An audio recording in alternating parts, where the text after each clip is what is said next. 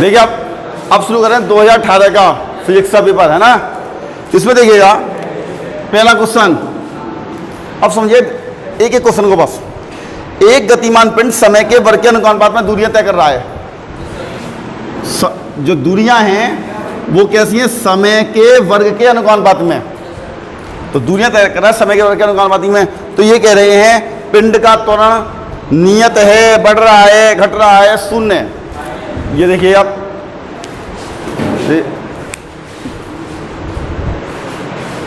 आपने गति का समीकरण पढ़ा है। क्या गति का समीकरण?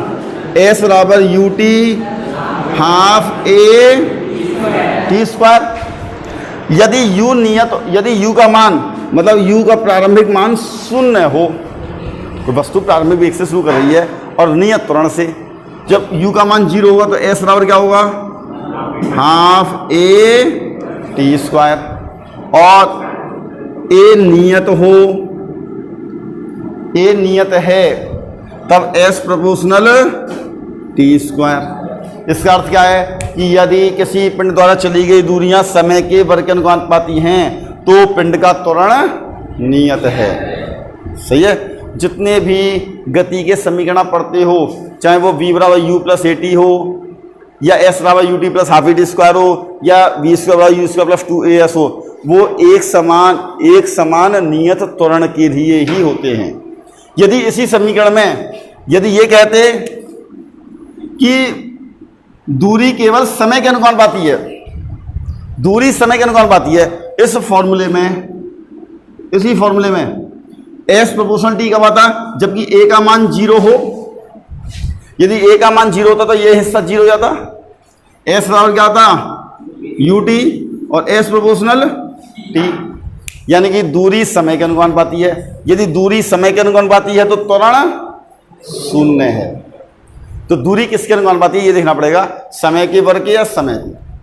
तो यदि आप समय के वर्ग के बोलोगे तो कहूँगा त्वरण नियत है, यदि समय के अनुपाती है तो त्वरण शून्य है। क्लियर है।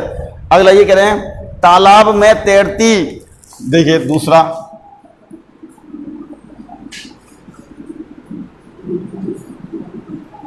तालाब में यहां पर एक नाव तैर रही है। अच्छा, एक बहुत बड़ा पत्थर रखा गया है, इसमें एक बहुत बड़ा पत्थर है। जब इस, हाँ अरे दसो आप, ये कह रहे हैं इस नाव में एक बहुत बड़ा पत्थर रखा हुआ है। यदि इस पत्थर को उठा के नदी में डाल दें, नदी में डाल दें तो नाव उठेगी या नाव और डूब जाएगी? यदि देखिएगा, यदि नाव उठ गई तो हम कहेंगे पहले पानी का तल यहां तक, नाव उठेगी तो हम मान लीजिए यहां तक आ गया, नाव उठ गई तो हम कहेंगे नदी में पानी का तल नीचे हो गया। नदी में पानी का तल नीचे नहीं हुआ, मतलब हमारी नाव उठ गई तो हमें लगेगा कि पानी का तल नीचे हो गया। और यदि नाव नीचे आ जाए तो हम कहेंगे कि पानी का तल ऊपर उठ गया। पानी का तल ऊपर नहीं उठा, हमारी नाव नीचे गई है। तो यही पूछ कहते हैं, देखिए कि तालाब में तैरती नाव में एक बहुत बड़ा पत्थर रखा है। यदि पत्थर को नाव में से उठाकर तालाब में गिरा दिया गया तो तालाब के जल का तल, पहला ऑप्शन, तालाब जल का तल ऊपर उठ जाएगा, नीचे गिर जाएगा, इनमें से कोई नहीं, और ये वही रहेगा।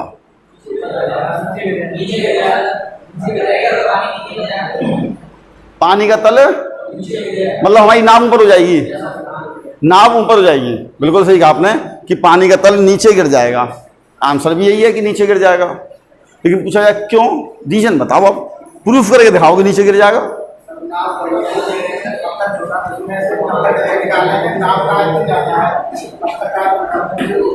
देखिएगा ये दो बातों पर, ये निर्भर किस बात पर करता है, ये बस देखो आप।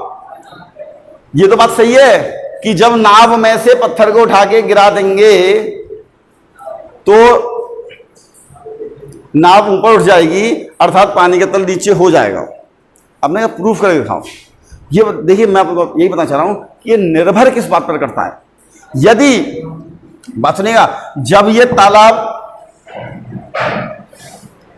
ये पत्थर जब इस नाव में रखा हुआ है तो अपने भार के कारण ये पानी को हटा रहा होगा।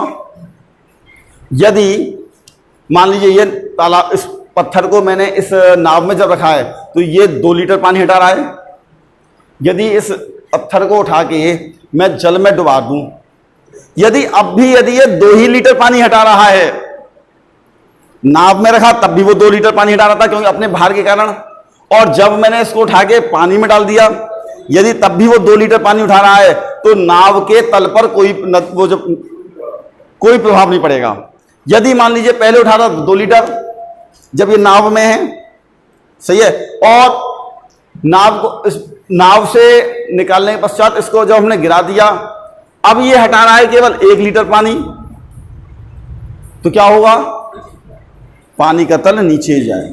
और ऐसा हो कि यहां पर जब मैंने रखा है तो हटा रहा है 2 लीटर, और यहां से इस पर से गिरा दिया तो मान लीजिए पानी हटा रहा है 3 लीटर, तो पानी जब पानी और ज्यादा हटा रहा है तो पानी का तल क्या होगा, ऊपर उठ जाएगा, पानी का तल ऊपर उठ जाएगा। तो यानी कि डिपेंड करता है कि जो पत्थर है वो कितना पानी हटा रहा है, इसमें ज्यादा हटा रहा है कि इसमें से निकालने के बाद ज्यादा हटाएगा। बात सही है, इसी बात पर निर्भर करता है।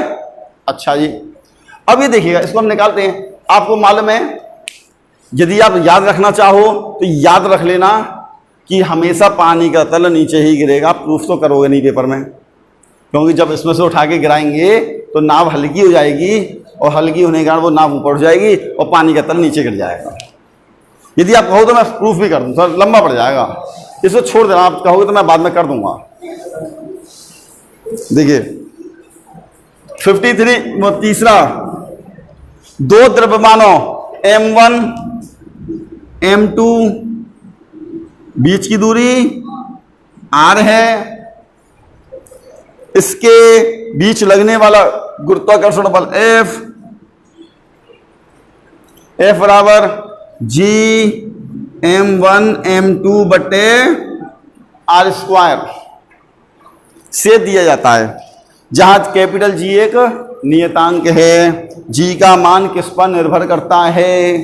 देखिए G का मान अब मैं आपसे ये पूछूं कि ये इस पर बल लग रहा है, पृथ्वी से अपनी ओर खींच रही है, सही है, मैंने उसको उठा रखा है। अब यहां पर ले आया, मतलब पृथ्वी और इसके बीच में ये टेबल आ गया। अब ज्यादा बल लग रहा होगा कि अब दोनों पर बराबर, यानी गुरुत्वाकर्षण बल जो है ये बीच के माध्यम पर निर्भर नहीं करता है, बीच में कुछ भी हो, सही है। कैपिटल G का मान, कैपिटल G बराबर F_r स्क्वायर बटे M1 M2। कैपिटल G का मान आपको मालूम होगा 6.67 गुणा 10⁻⁻11 न्यूटन मीटर स्क्वायर प्रति किलोग्राम स्क्वायर होता है, सही है। अब यदि मैं यहां पर न्यूटन की जगह डायल ले लूं या और किलोग्राम की जगह ग्राम ले लूं तो 10 की घात में अंतर आ जाएगा, यानी कैपिटल G का मान बदल जाएगा। तो कैपिटल G का मान केवल किस बात पर निर्भर करता है? मात्रक पर। क्या ये इस बीच के माध्यम पर निर्भर करता है? बीच के माध्यम पर निर्भर नहीं करता है। तो लेकिन इसमें आंसर गलत है। इसमें मैं मुझसे कहोगे तो मैं तो आंसर लिखूंगा केवल मात्रक पद्धति पर, बीच के माध्यम पर निर्भर नहीं करता है। इसमें लिखा है कि दोनों पर, सही है। तो बीच के माध्यम पर तो बल भी निर्भर नहीं करता है। अच्छा, 4th क्वेश्चन,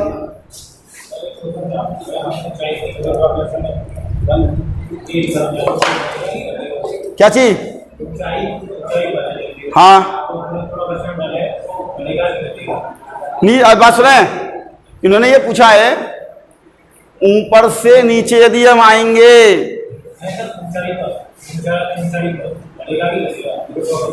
अच्छा ऊंचाई पर गुरुत्वाकर्षण बल घटेगा। क्यों? क्योंकि गुरुत्वाकर्षण बल होता है F बराबर mg। जैसे जैसे हम ऊपर जाते हैं G का मान घटता जाता है, सही है। और जब G का मान घटेगा तो बल का मान वैसे भी घटेगा। आप पृथ्वी तल से ऊपर जाएंगे तब भी जी का मान घटेगा, पृथ्वी तल से नीचे जाएंगे तब भी जी का मान घटेगा। सही है, तो दोनों ही स्थितियों में बल घटेगा। तो किसी पिंड पर लगने वाला अधिकतम बल कहां होता है? पृथ्वी तल पर। ठीक है, फोर्थ क्वेश्चन,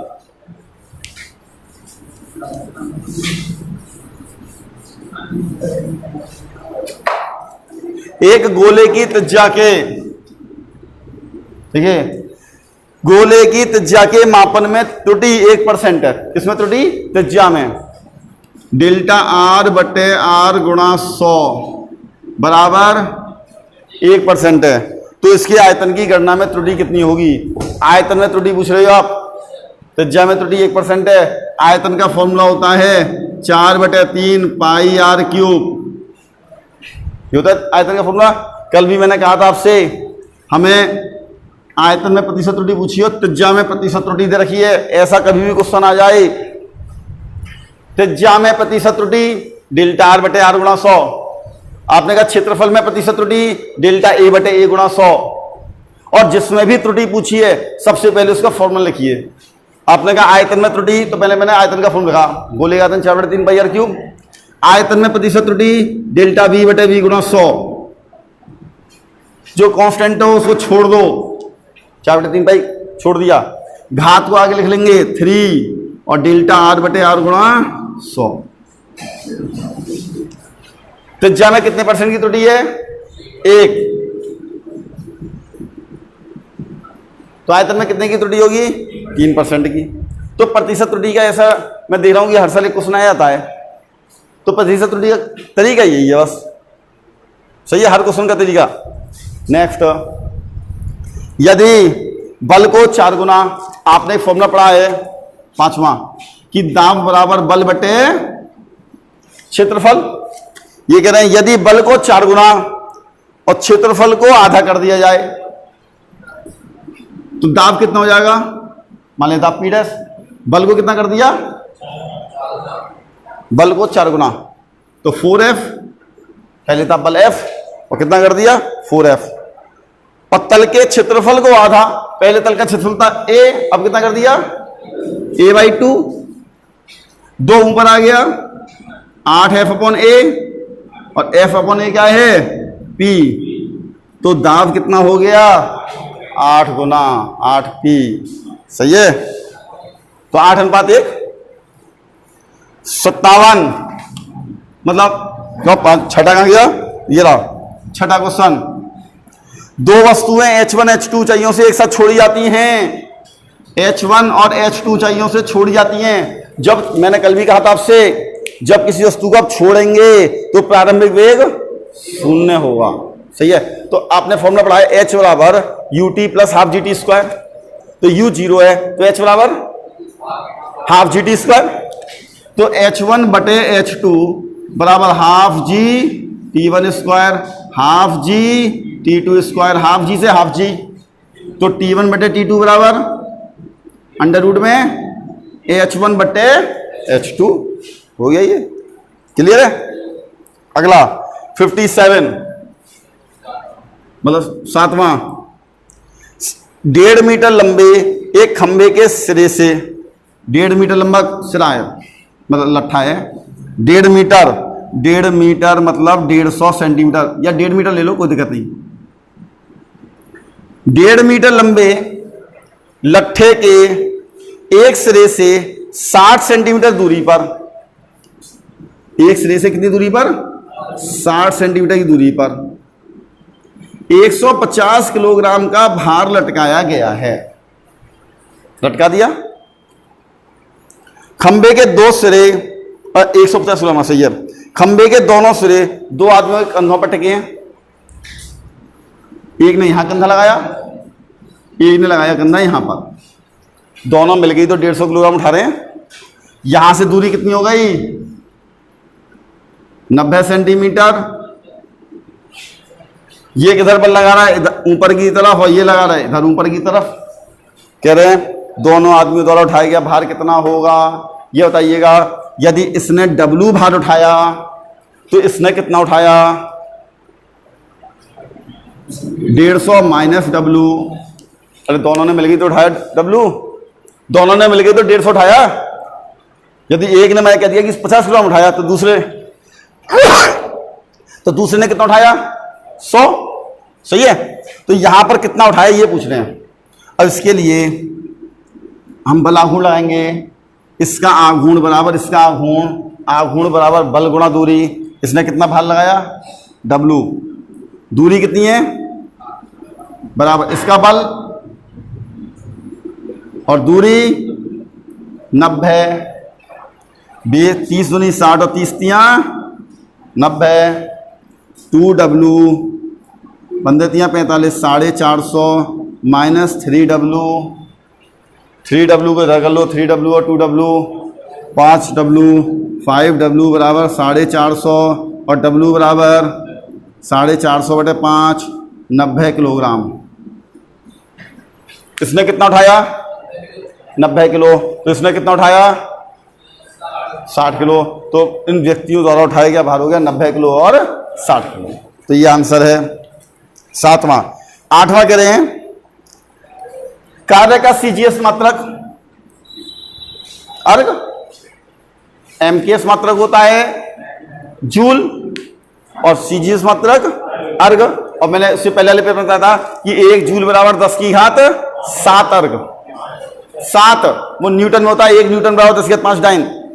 सही है। अगला,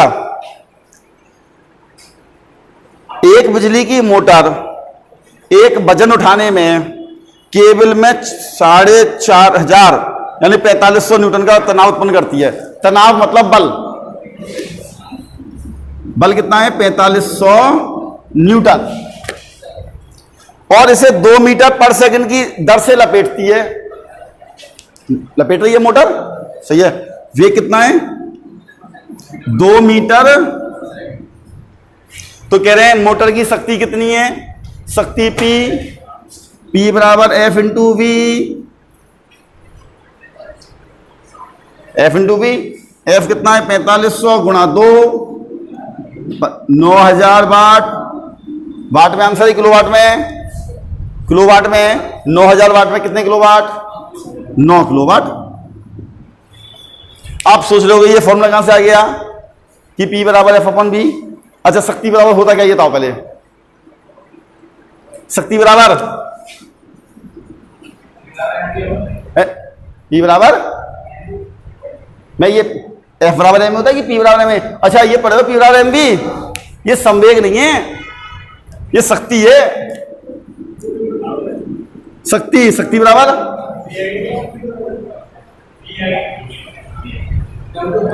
W बराबर होता है वो VIT। और वो इलेक्ट्रिसिटी में होता है कि I एम्पियर, V वोल्टेज। यहां वोल्टेज और एम्पियर कहां से आ गया? मैंने तो शक्ति बराबर W/T। शक्ति बराबर कार्य बटे समय। सही है। P बराबर W/T। सबने पढ़ा ये।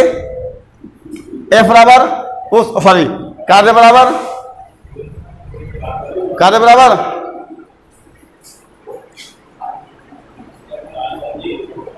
फॉर्मूले तो हम याद होने चाहिए। कार्य बराबर बल गुणा विस्थापन। कार्य बराबर बल गुणा विस्थापन नहीं होता? अच्छा, बल ये विस्थापन बटे समय क्या होता है? विस्थापन बटे समय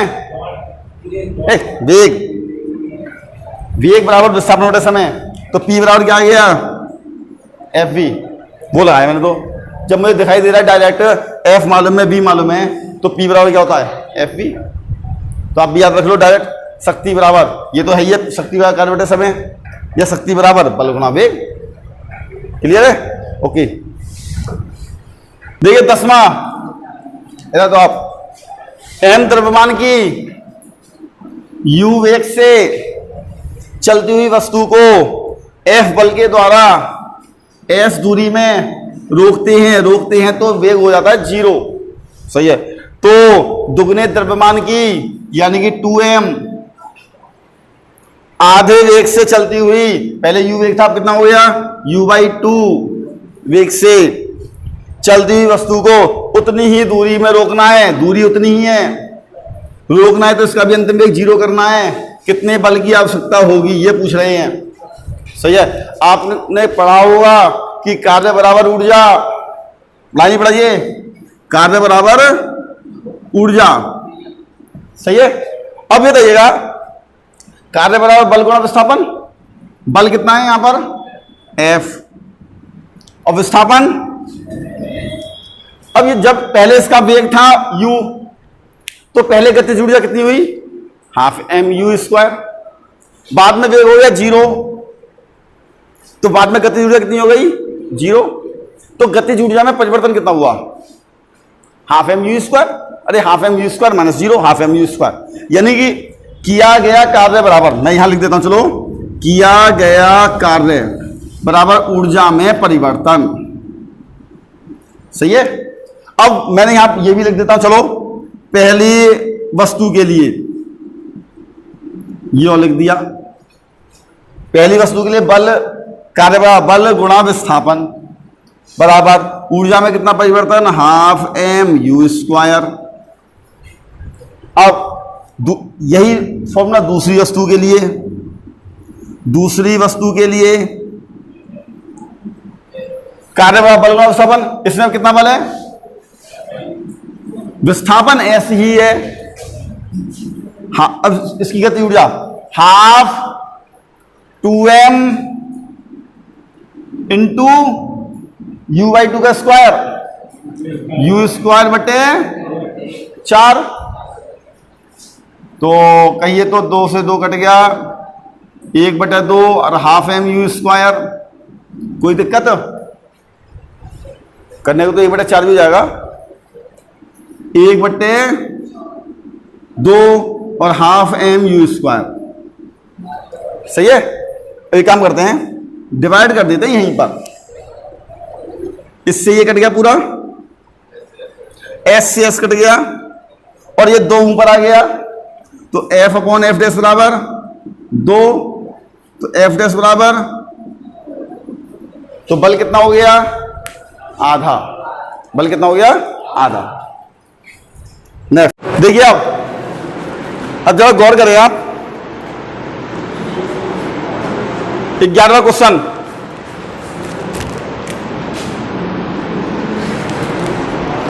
एक मोटरसाइकिल का त्वरण 8 मीटर पर सेकंड स्क्वायर है। मोटरसाइकिल का देखिए द्रव्यमान कितना है m, इसका त्वरण है 8 मीटर पर सेकंड स्क्वायर, त्वरण a 8 मीटर पर सेकंड स्क्वायर।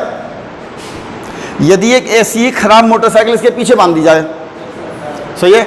अब मान लीजिए पहले द्रव्यमान था m, ऐसी खराब मोटरसाइकिल आपने और बांध दी, तो अब द्रव्यमान कितना हो गया 2m, तो इसका त्वरण कितना होगा a डैश मान लीजिए, सही है। वैसे तो आपको मालूम ही द्रव्यमान दूना कर दिया तो त्वरण आधा हो जाएगा। वैसे पहले बल कितना लग रहा था, F बराबर m, a का मान 8 m, जो बल पहले लग रहा था वही बल तो अब है, द्रव्यमान भले ही दूना हो गया, सही है। तो F बराबर m इंटू a डैश, बल है 8 m, m डैश कितना है 2m into a dash, m से m कट गया, a डैश बराबर 4 मीटर पर सेकंड स्क्वायर, सही है। नेक्स्ट अगला एक, देखिए ये है, नेक्स्ट कर रहे हैं,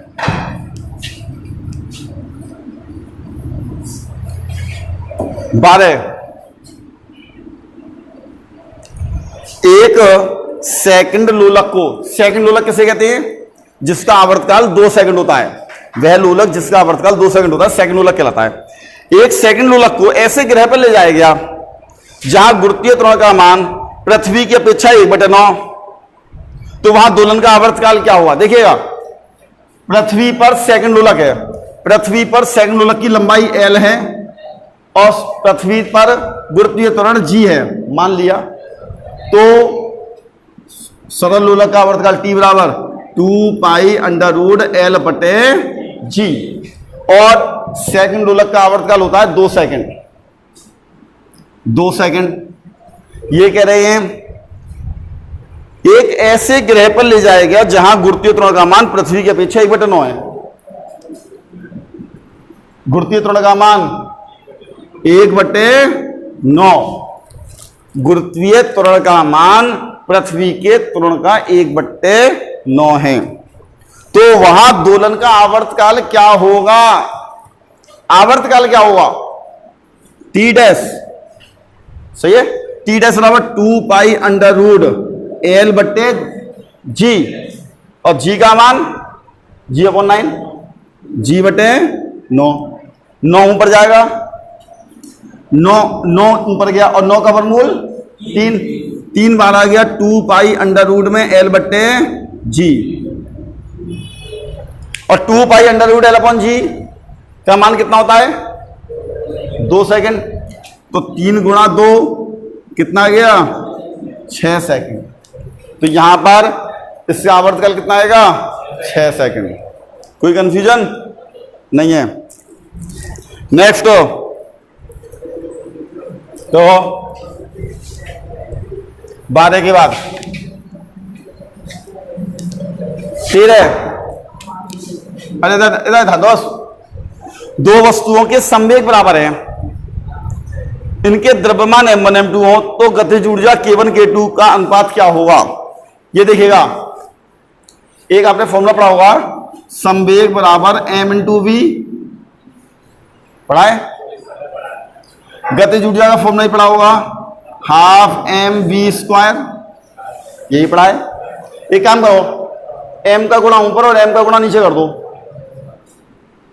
क्या हो गया? m स्क्वायर वी स्क्वायर बटे m। इसको मैं कहिए तो ये लिख सकता हूं एम वी का होल स्क्वायर बटे m। m इंटू वी क्या होता है? p। k बराबर p स्क्वायर बटे 2m।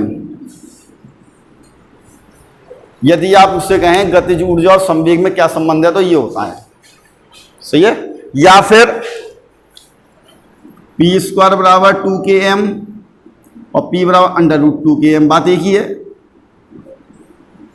अब आपने ये कहा दो पिंड हैं जिनके संवेग बराबर है, संवेग यानी p है, और द्रव्यमान m1 m2 है, पहले का द्रव्यमान m1 दूसरे का द्रव्यमान m2, तो गतिज ऊर्जा का अनुपात क्या होगा? गतिज ऊर्जा k1 बटे k2, सही है, और गतिज ऊर्जा बराबर p स्क्वायर बटे 2m1। क्या कह रहे हो? k2 बटे k1 पूछा है? हाँ सही कह रहे हो, k2 बटे k1। जब k2 ऊपर है k1 नीचे है तो p स्क्वायर बटे 2m2 और k1 बराबर p स्क्वायर बटे 2m1। p स्क्वायर से p स्क्वायर कट गया, 2 से 2, और m1 ऊपर m2 नीचे, तो बस m1 बटे m2। तो ये देखिएगा, किया तो हमने क्वेश्चन यहां से डायरेक्ट, ये तो हम फॉर्मूला बता रहे थे, ये फॉर्मूला याद हो तो बस डायरेक्ट एक लाइन में। नेक्स्ट 14, दो वस्तुओं के ताप में 45 डिग्री का अंतर है, डेल्टा एफ बराबर 45 डिग्री फ़ारेनहाइट का अंतर है। डेल्टा मतलब अंतर, कह रहे हैं यह सेल्सियस पैमाने पर यह अंतर क्या होगा? जहां अंतर की बात आ जाए पैमाने पर, फॉर्मूला है डेल्टा सी बटे 5, डेल्टा एफ बटे 9 और डेल्टा के बटे 5। तीनों पैमानों में संबंध है।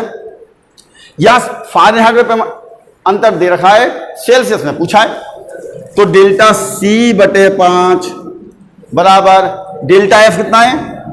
45 बटे 9, 9 पंजे 45, डेल्टा सी बराबर 5 पंजे, तो सेल्सियस पैमाने में कितने अंतर है? 25 डिग्री सेल्सियस का। नेक्स्ट 15, दो दर्पणों के बीच में 60 अंश का कोण है तो उनके बीच रखी वस्तु के प्रतिबिंबों की संख्या। मैंने बताया था यदि थीटा कोण पर दो दर्पण रखे हों तो इनके बीच प्रतिबिंबों की संख्या 360 बटे थीटा माइनस 1, सही है, 360, और दोनों दर्पणों के बीच का कोण कितना है? 60 माइनस 1, ये 6, 6 में से गया 5, तो प्रतिबिंबों की संख्या बनेगी 5, सही है बिल्कुल। नेक्स्ट ये हो गए 15, 16, 0 डिग्री सेल्सियस ताप पर 16 0 डिग्री सेल्सियस टेम्परेचर है, 0। बैरोमीटर द्वारा मापा गया दाब 760 मिलीमीटर है, 760 मिलीमीटर है। तो 100 डिग्री सेल्सियस ताप पर दाब का मान क्या होगा? यदि टेम्परेचर हो जाए 100 तो प्रेशर कितना होगा? पहले ये T1, सही है। ये पूछे बताओ V2 का मान क्या होगा? एक फॉर्मूला याद रखिए, P1/T1 बराबर P2 बटे T2। P1 का मान 760, यहां पर T1 है 0, लेकिन हम लगाते हैं केल्विन में, तो 0 + 273 273। P2 निकालना है, T2 100 + 273 373। P2 बराबर 760 गुणा 373 बटे 273। यदि आप थोड़ा गौर करें, 27 × 81, 27 × 54, ये कितनी बार जाएगा? 373 में 273 से भाग करो, एक बार तो जाएगा ही जाएगा, बचेगा कितना? 100। जब 100 बचेगा और पॉइंट लगाऊंगा, 1000 हो गया। यदि यहाँ 250 होता तो 250 करता 4 बार, लेकिन अब 4 बार तो कटेगा नहीं, 273 है, लगभग 3 बार कटेगा, 1.3 आएगा। और 1.3 का लगभग मैं 760 में गुणा कर दूं, मैं लगभग में करके दिखा रहा हूं, तो पॉइंट से 0 कट जाएगा। 13 × 6 = 78, 78 का 8, 7 हासिल, 13 × 7 = 91, 91 7 91 7 98, 988 mm लगभग। अब 980, 985 जो भी आंसर होगा देखते हैं। तो देखिए पहला आंसर है इसमें 760 mm, दूसरा कह रहे हैं 780 mm, तीसरा कह रहे हैं 730 mm, और चौथा कह रहे हैं इनमें से कोई नहीं। मैं कहूंगा इनमें से क्यों नहीं, कोई नहीं, सारे आंसर तो 700 के समथिंग हैं और 900 के लगभग कोई है आंसर नहीं है, तो इनमें से कोई नहीं। क्या है? 1666 का सही है। Next 17,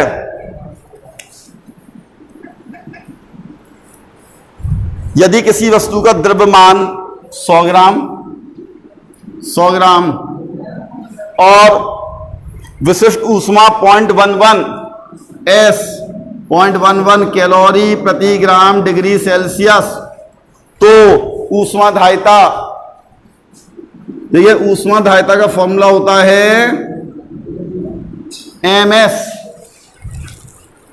ऊष्माधारिता MS। किसी वस्तु के द्रव्यमान और विशिष्ट ऊष्मा के गुणनफल को ऊष्माधारिता कहते हैं। तो M कितना है? 100 ग्राम, और ये 0.11, पॉइंट से 2 0, 11 ग्राम से ग्राम कट जाएगा, क्या मतलब बचेगा? 11 कैलोरी प्रति डिग्री सेल्सियस। तो आंसर होगा 11, सही है। नेक्स्ट 68,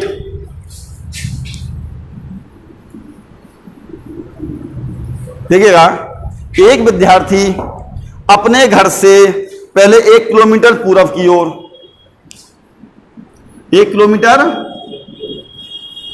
पूर्व की ओर, फिर 3 किलोमीटर दक्षिण की ओर, 3 किलोमीटर दक्षिण की ओर, और अंत में 4 किलोमीटर पश्चिम की ओर। देखिए पूर्व, जैसे हम लेते हैं पूर्व, पश्चिम, उत्तर, दक्षिण। 1 किलोमीटर पूर्व, 3 किलोमीटर दक्षिण, और पश्चिम 4 किलोमीटर, तो इधर 4 किलोमीटर पश्चिम चलता है। उसके विद्यालय की और चल कर अपने स्कूल पहुंचता है। यहां स्कूल पहुंच गया। उसके विद्यालय की घर से सीधी दूरी कितनी है? ये वाली दूरी, सीधी दूरी मतलब विस्थापन। ये बताइएगा, ये 1 किलोमीटर, ये 4 किलोमीटर, तो ये दूरी कितनी अच्छी? 3 किलोमीटर। और ये कितनी है? तो ये कितनी आएगी? अरे पाइथागोरस में 3√2, सही है। तो उसके घर से विद्यालय की सीधी दूरी होगी 3√2 किलोमीटर। नेक्स्ट 19वां,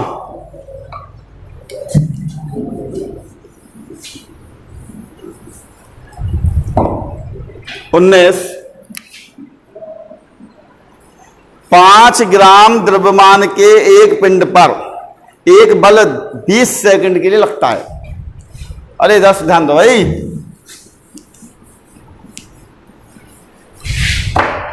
ये एक पिंड है, इस पर एक बल लगाया हमने।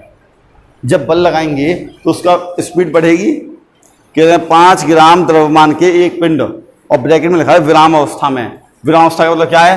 U बराबर, हमने 5 सेकंड के लिए बल लगाया। जब 5 सेकंड के लिए बल लगाया, कितना बल लगाया कुछ देखा है? एक बल 20 सेकंड लगाया, 20 सेकंड में ये यहां पर आ गया, ठीक है।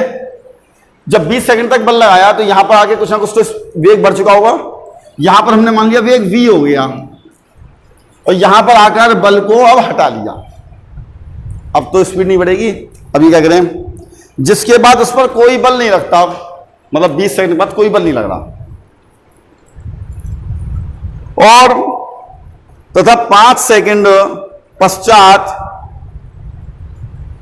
50 सेंटीमीटर की दूरी चलकर रुक जाता है। और जब यहां से बल हटा लिया तो यहां से ये चलना शुरू करेगा, और 50 सेंटीमीटर की दूरी तय करके ये रुक गया। v' बराबर 0। तो बल का मान न्यूटन में कितना होगा, इस बल का मान निकालना है। सही है। अब ये बताइएगा आप, या इस दूरी के लिए यदि हम बात करें 50 सेंटीमीटर, 1 मिनट, 5 सेकंड पश्चात,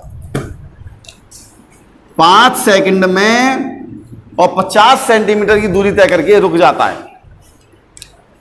ए बी सी, ये बताइएगा हमने बल कितनी दूरी के लिए लगाया है? ए से बी तक ही तो लगाया है। जब आपने पूछा है बल, तो बल मैं कहूंगा F बराबर ma। सही है। इसका द्रव्यमान दे रखा है क्या? 5 ग्राम द्रव्यमान के पिंड पर द्रव्यमान कितना है? 5 ग्राम। तो m तो मुझे मालूम है, a नहीं मालूम। a क्या होगा? a बराबर आपको मालूम है v माइनस यू बटे टी। m मालूम है 5 ग्राम, उसको 1000 का भाग कर दूंगा, किलोग्राम हो गया। v नहीं मालूम, u 0 है, t 20 है। बस इसमें क्या नहीं मालूम मुझे? v नहीं मालूम बस। यदि ये v पता चल जाए तो अब तो बल निकल जाएगा। अब v कैसे निकालेंगे? v निकालूंगा मैं यहां से, a से b तक के लिए v अंतिम वेग है, लेकिन b से c तक के लिए v प्रारंभिक वेग है और v' अंतिम वेग है। सही है। तो यहां से देखिए, यहां से b c के लिए मैंने लगाया v' बराबर v माइनस ए टी।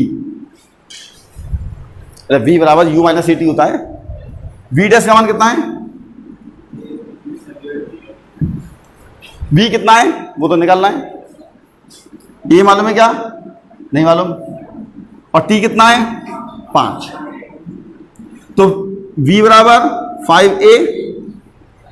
अभी v निकला नहीं है, मुझे v का मान चाहिए। मैं ये नहीं कि यहां पे v का मान 5a लगा लूंगा, तब a का मान कहां से निकालूंगा?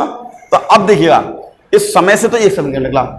एक बार और लगाइए कि v² बराबर u² माइनस 2as आपने पढ़ा है।